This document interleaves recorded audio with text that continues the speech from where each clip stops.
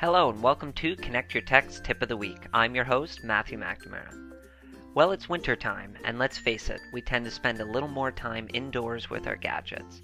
That's why it's the perfect time to talk about malware and cybersecurity. So each episode this month is going to be focused on malware, what it is, how to determine if you might be affected, and how to prevent it in the first place. So let's get started with, what is malware? Well, malware is a term that's short for malicious software. And its meaning is any software used to disrupt computer operation, gather sensitive information, or gain access to private computer systems. Over the years, we have seen many terms used, but malware has become the main term to describe all the different types. Depending on the type of malware you have will depend on what it does to your system. So what are the dangers of being infected by malware? Well, the first is that you're at risk of having your personal information, including your contacts, stolen. And this can be used in identity theft. A flood of pop-ups and spam that will invade your computer's browser, email, and system. Slowdown to your overall internet, computer, and cause of data loss or even a system crash. So what are some signs to look for to know if you might be infected? Your browser homepage has changed.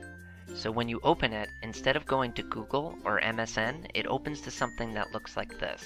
In addition to that, look for any new toolbars that show at the top of the browser. Your browser is hijacked and keeps redirecting you to another site. So for example, no matter how many times you type in google.com, it keeps bringing you to a fake version of the site like this. Every time you try to use the internet, you get slammed with dozens of pop-up ads. Emails are being sent from you that you didn't send. So your friends, coworkers, customers, or family tell you that they keep getting emails from you with links to click on. Sometimes they come in the form of a basic email, sometimes a text message, or they are linked to a social network like Facebook. You find programs installed on your computer that you don't remember installing.